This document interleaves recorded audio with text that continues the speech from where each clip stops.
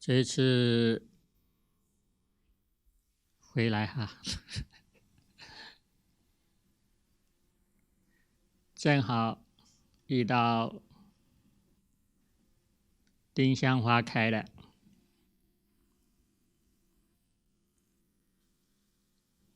所以想着今天跟大家一起喝一杯茶。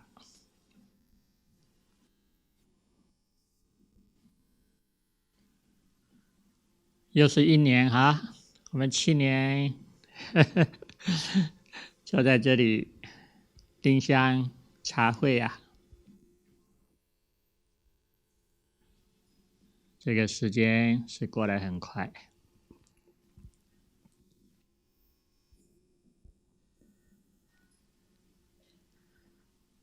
我们这个茶会也升级了哈，去年我们的丁香茶会是初级的吧啊，初级的茶会，今年已经是中级。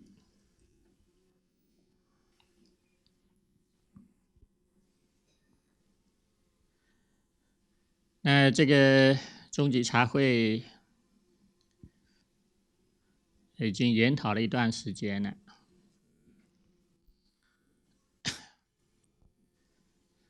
但是这么正式的来演绎，那我今天还是第一次参加。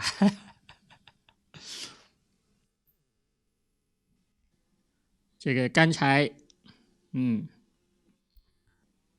这一段时间喝3杯茶，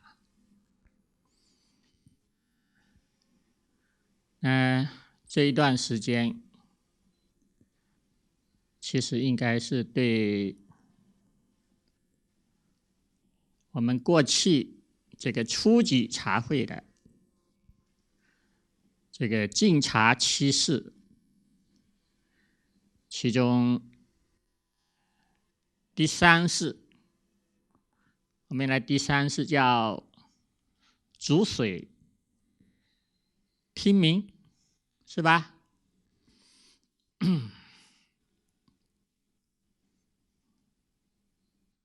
后来呢，我把这个名字改为这个煮水观心，现在应该是煮茶观心。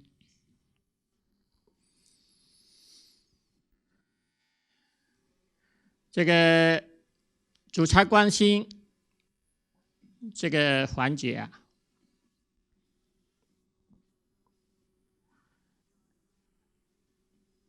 应该说这个中级的茶会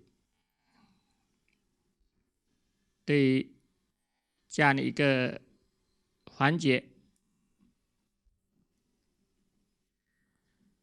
做了一个非常好的演绎。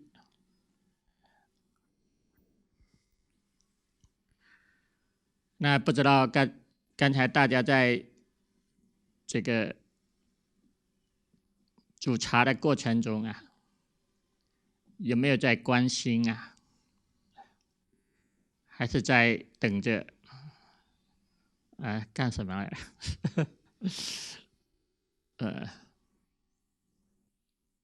这一段时间，大家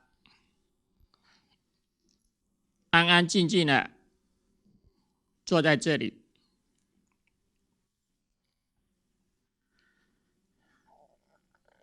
坐在这里呢，这个没有什么节目，没有我们期待中的节目，或者说节目还没有出现。这个茶在那里煮着，不知道大家都喝上了没有啊？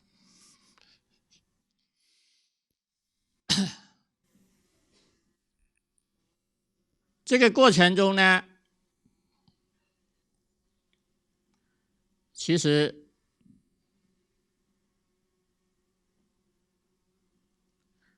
这个锁源是很弱的，我们的这个锁源是很弱的。坐在这里，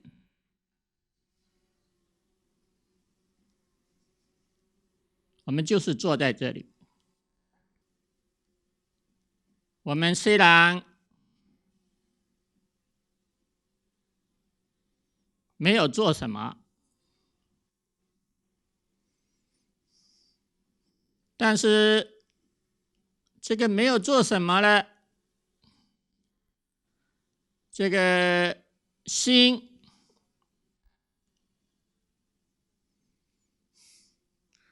心的作用还是在那里的。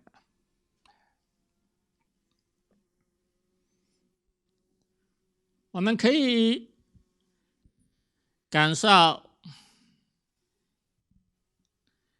天地的空旷，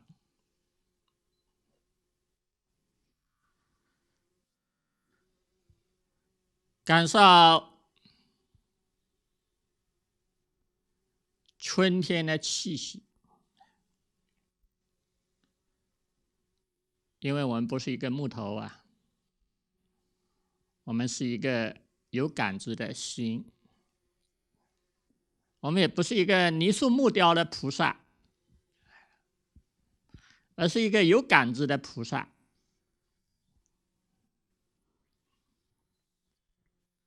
所以我们能够感受到天地万物，感受到万物的复苏，同时我们也能够听到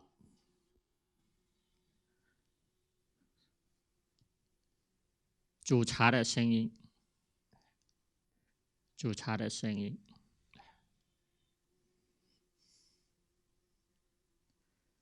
这一切的一切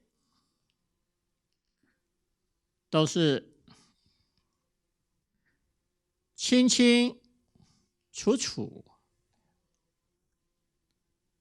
了了明知。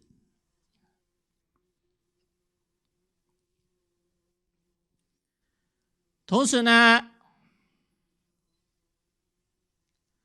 我们还能感受到我们内心此时此刻是一种什么样的状态？有没有焦虑？有没有期待？有没有好奇？无聊？无所事事？还是很安静？很开心？不管是什么状态，其实都不重要。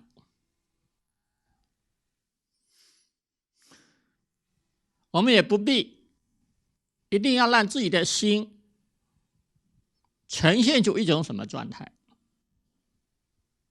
没有要求，没有期待，没有设定。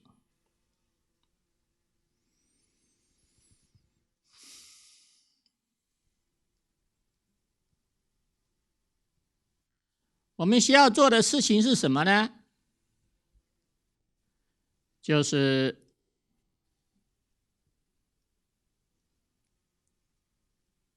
清清楚楚的去感受当下的一切，感受当下的一切，心无所住，就像天地万物一样。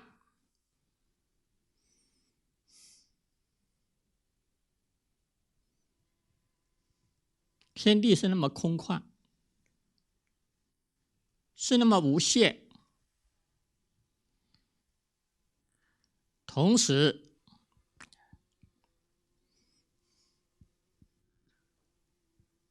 它也是没有造作的，一切都是自自然然的存在。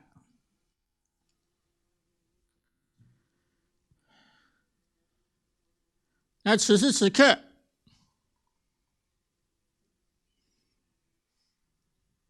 当我们的心没有焦点的时候，我们就能够感受到心的空旷。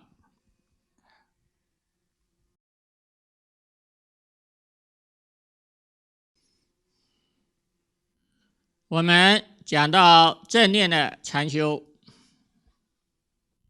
正念禅修是需要培养2种力量，一种是专注力，还有一种是觉知力。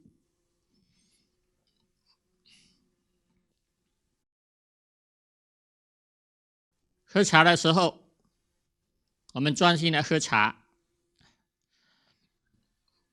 同时在喝茶的过程中，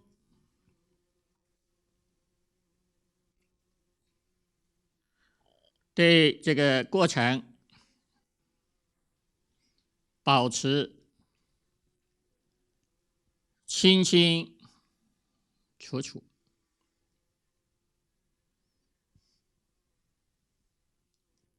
这一份清清楚楚，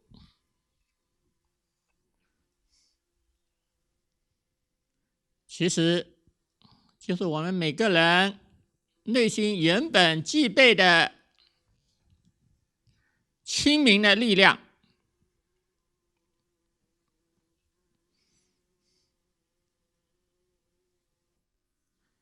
当然，正念禅修还是有造作的，还是有造作的。那无念的禅修，其实就是要我们放下所缘，放下造作，放下所缘，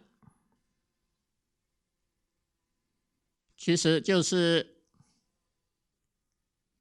我们的心在禅修的过程中不必有焦点，也不必专注在一个点上，我们只是去觉知当下发生的一切，觉知大自然发生的一切，也包括觉知我们内心发生的一切，仅仅知道就可以了。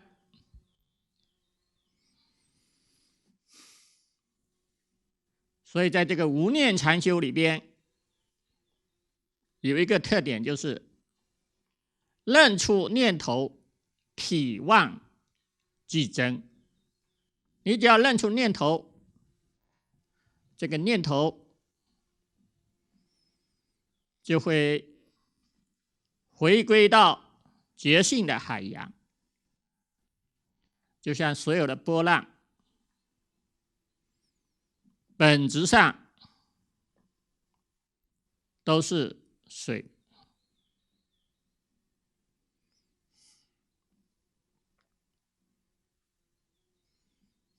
觉知的力量，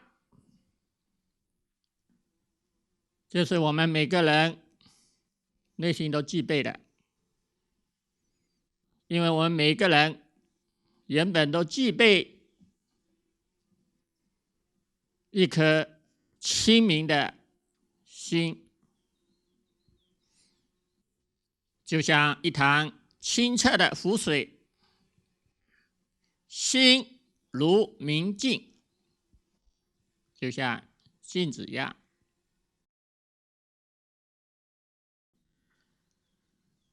它具有了了明知的作用。这种力量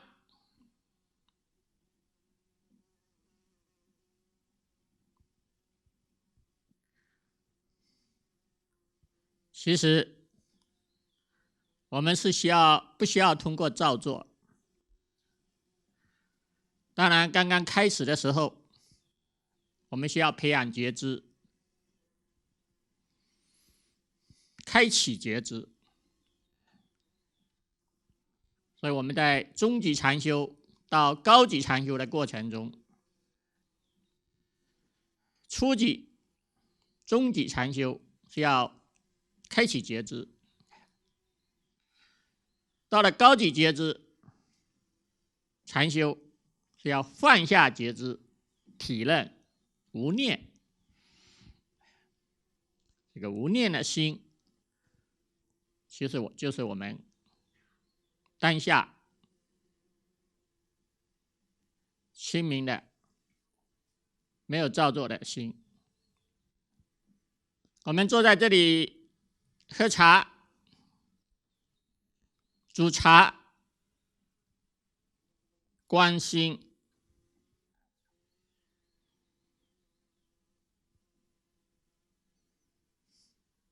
其实我们并不需要做什么修行，此时此刻的修行，其实也不需要我们做什么。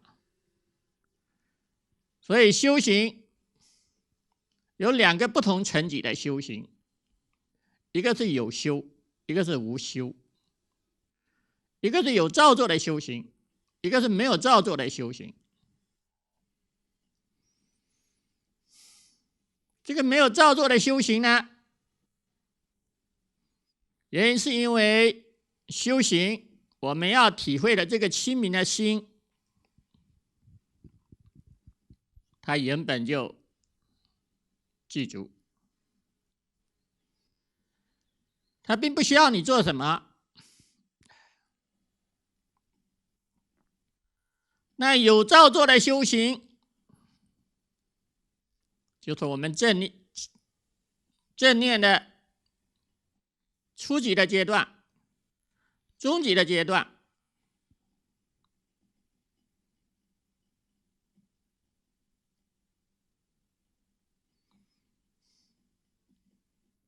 我们需要通过有造作的修行，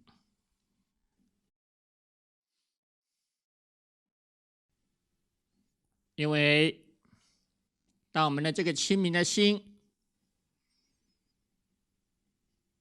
还没有能够发挥作用的时候，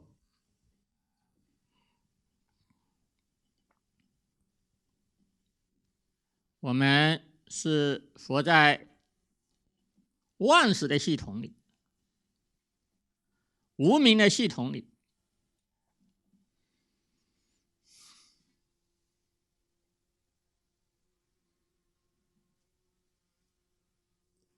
我们需要面对的是昏沉、散乱，在这种轮回的串系的瀑流里，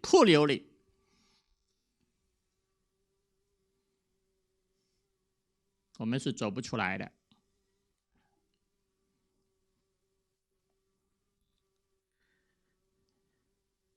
那么这个串系的瀑流，它就会遮蔽了我们的清净的心，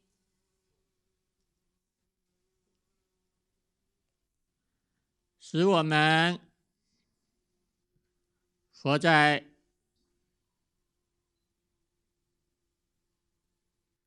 串习的瀑流中，所以我们需要通过造作，需要通过努力。所以禅师们讲这个修禅修啊，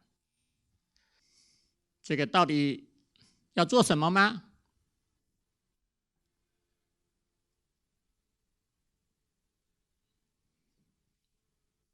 其实对心的体认是不需要做什么的，但是我们需要突破串习，我们是需要做什么的？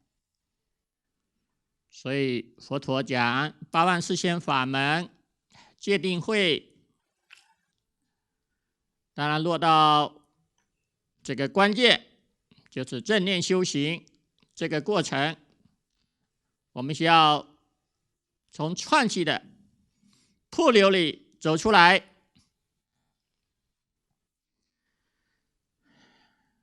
那么还是要用一点力气的，就像我们很多时候打坐，这个浑身酸痛啊，然后念头不觉如理呀，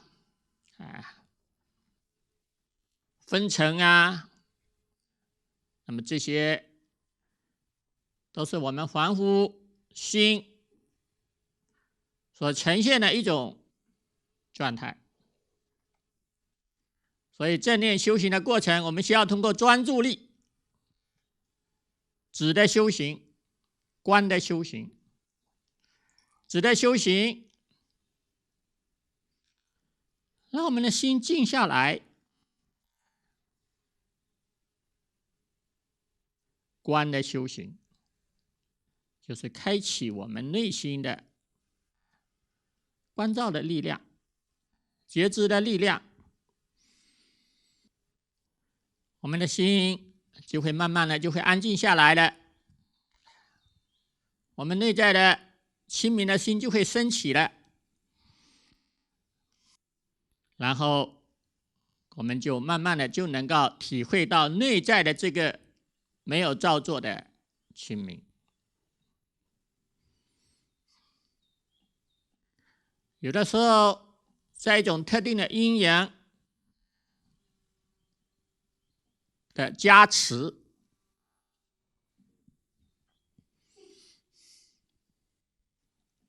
有的时候我们这些妄心也能够空下来。就像今天这个茶会，我们安安静静的坐在这里，我们不做什么，也不为什么，所以我们在去年中秋茶会，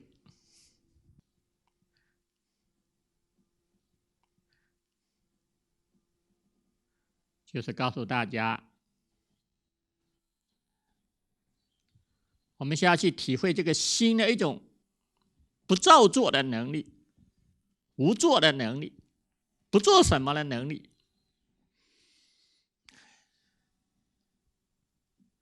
这不做什么的能力是不容易的，不做无作，其实就是无为。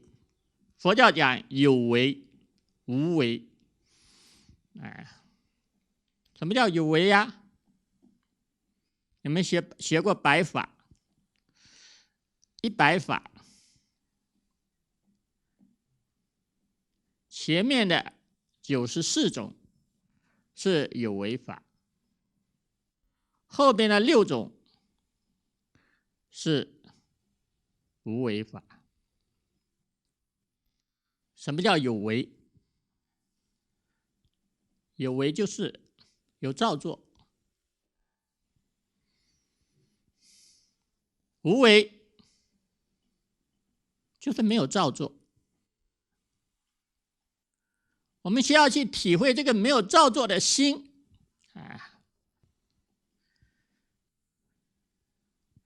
那有人可能觉得了，那我要让自己彻底的不造作，这个不动念头，可是这个心管不住啊，是吧？你想要让自己不动念头，就能不动念头吗？其实也不是这个意思。首先，第一个呢，我们不要刻意的做什么，我们要体会的就是这个没有造作的心，禅修。我们这个体会这个没有造作的心，一方面我们不造作，另外一方面我们可以去体会这个没有造作的心。那另外一方面呢，我们不是木头，我们还有轮回的串系。造作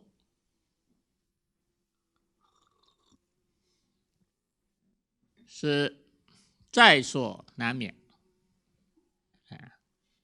我们可能会动念头啊，会东想西想啊，有没有关系啊？有关系也没关系。有关系呢，那就是你跟着念头跑了，你掉进去了，你陷入到念头里去了，那就是有关系。或者你对念头产生抗拒、讨厌，所以这个禅宗讲啊，要不迎不拒。这个正念讲，禅修讲不评判，告诉我们自道无难，唯嫌简则。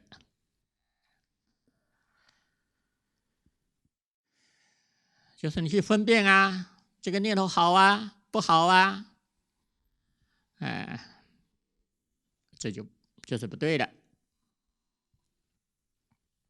念头来了，我们认出念头，所以刚才讲的，认出念头，体忘即真。只要保持觉知，每个念头都有2个层面，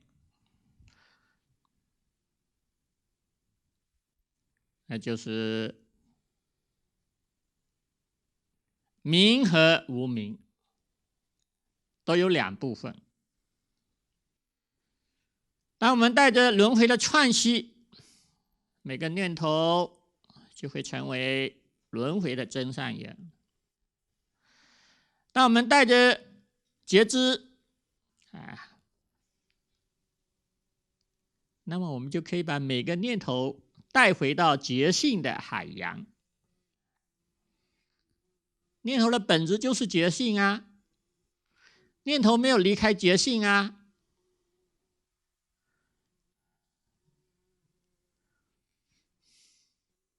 所以内心的念头也是没有关系的。我们安住在这个没有造作的心，这个心呢，有空、明和寂静的特点。空的特点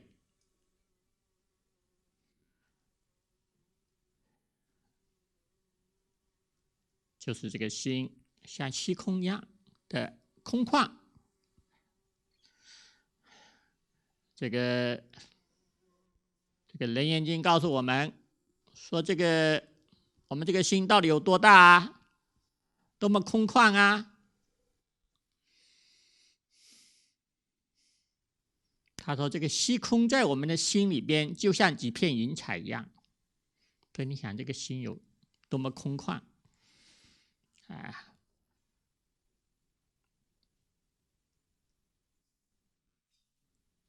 当我们没有陷入到念头的时候，我们就能够体会到像虚空一样的空旷的心。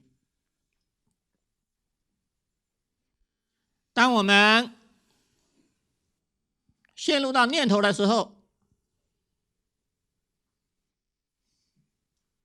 念头就是我们的世界，一个念头就是我们的整个世界。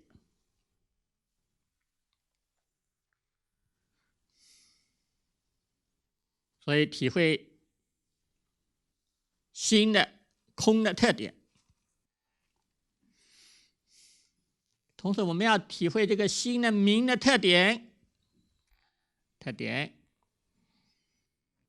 这个明其实就是了了明知。我们虽然坐在这里什么都不做，但是对一切都是了了明知。从外在的一切动静，到我们内心的一切动静，我们都能够听的，都能清清楚楚。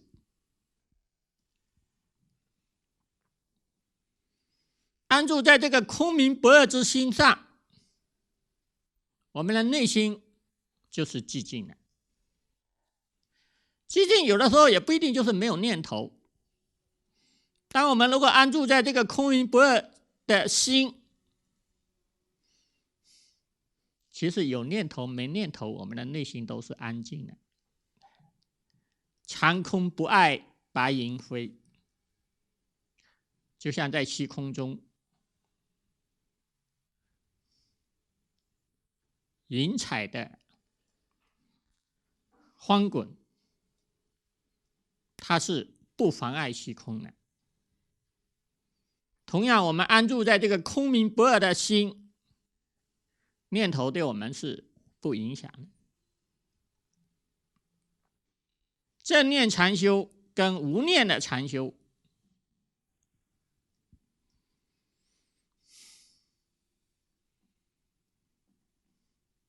这两种禅修啊，其实它是可以结合起来的。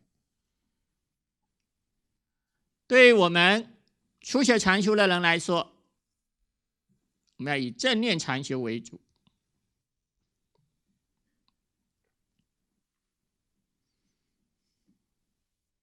但是也可以适当的去学习无念的禅修。比如说，我们专注在一个所缘境，当我们觉得专注累了，我们可以放下所缘。我们放下所缘，当你安住在觉知上，安住在清明的心，其实你也不会散乱。如果你进入到无明的状态，你就散乱了。因为老是专注在一个点上，其实也很累的，时间长了。所以我们可以放下所缘，放下造作。就像我们要做一个活动，我们花很多时间去准备呀。这个活动呢是一个很重要的活动，我们投入了很多精力，紧张、焦虑，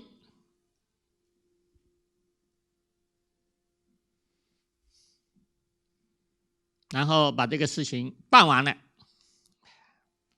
这个时候你们会有什么感觉啊？就会有一种放松、放空的感觉，一下子就彻底的放松。你会感觉到这种放松的喜悦，就像我们在做事，在执着，带着一份执着在做事的过程中，我们感觉就像被绑在一个地方，很辛苦。那这个事情做完了，从这个执着里面把自己已经解放出来了，像你的心就松开了，松开了。所以放松在禅修中也是非常重要。放松什么呢？其实修行要解决的问题是什么呢？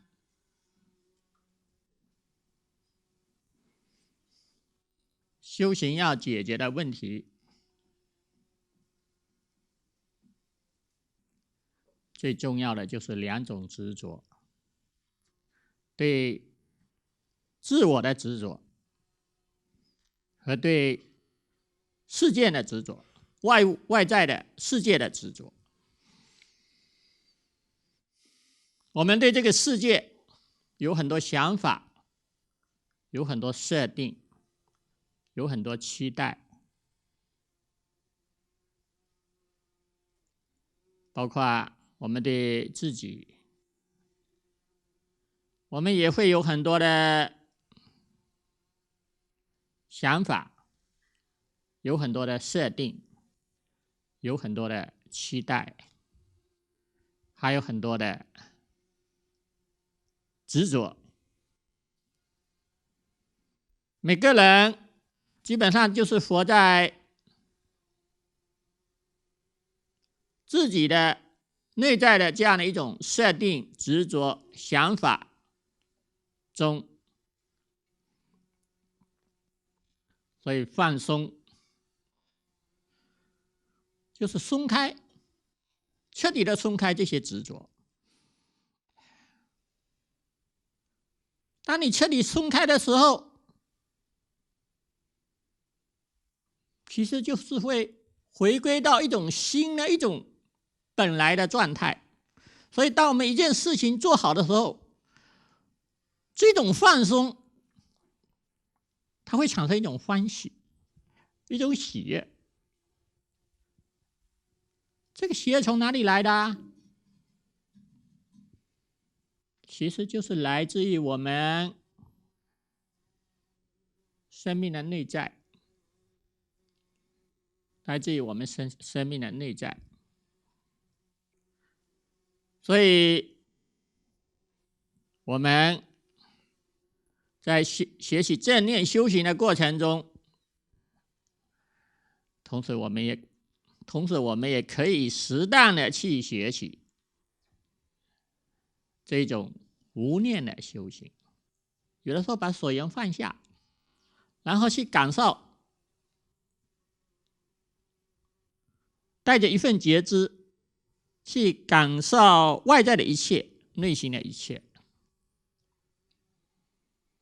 我们有的时候也可以什么都不做，我们坐在那里什么都不做，带着一份清明的心去感受当下发生的一切。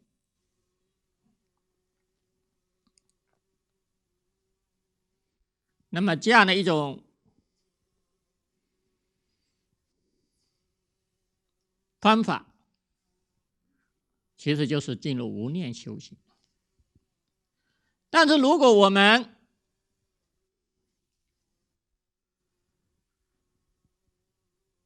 禅修没有一定的基础啊，我们的心很散乱啊，这个无明的云层很厚啊，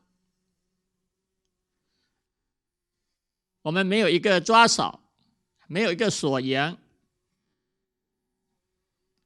我们的心在一种混混沌沌的，或者东想西想的，感觉无聊，这个就会有各种问题产生。所以我们要做好正念禅修的基础，适当的体会，去体验无念的心，无念的禅修。但是随着我们的修行的提高，心的这种空旷的力量、清明的力量增长了，念头变少了，我们就可以更多的练习无念的禅修。以茶作为禅修的一个题材，这个在佛教里边是有非常优良的传统。我们打开各种登录，五灯会员、职业录，还有这个丛林清规，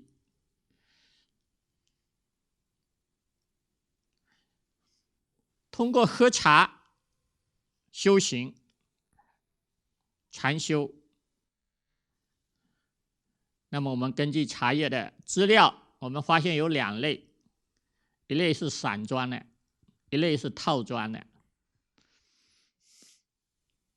这个散装呢，就是禅者们随时通过喝茶来指点学人，他没有一定的仪轨形式，就像赵州的吃茶器，就一句话，这个吃茶器啊，就像叫你们大家吃茶器啊，不是叫你去分辨这是什么茶，是岩茶还是普洱啊，还是这个茶好不好啊，价格贵不贵呀？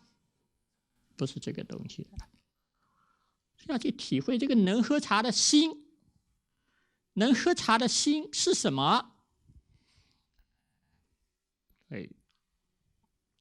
重点是去认识当下的这个很纯粹的、纯净的这个喝茶的心。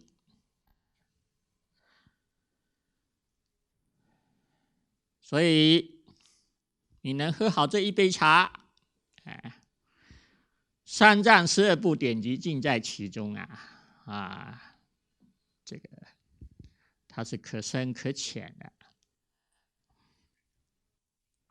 那我们刚才讲还有套装的，就是清规里边通过各种仪轨，在丛林里喝茶，就是禅者们生活接引大众的一部分。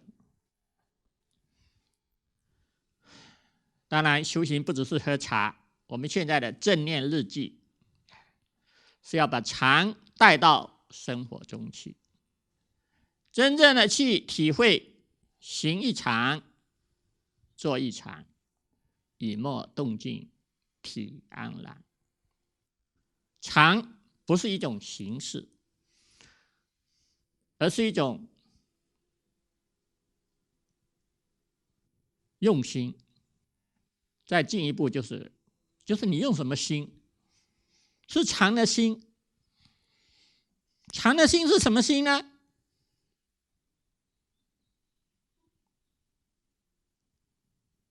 就是当下清明的、没有造作的心。这种心，我们每个人都具备。我们需要做的就是去认识它，去熟悉它。我们不仅仅通过喝茶，也通过生活中的每一件事。当然，我们还是要从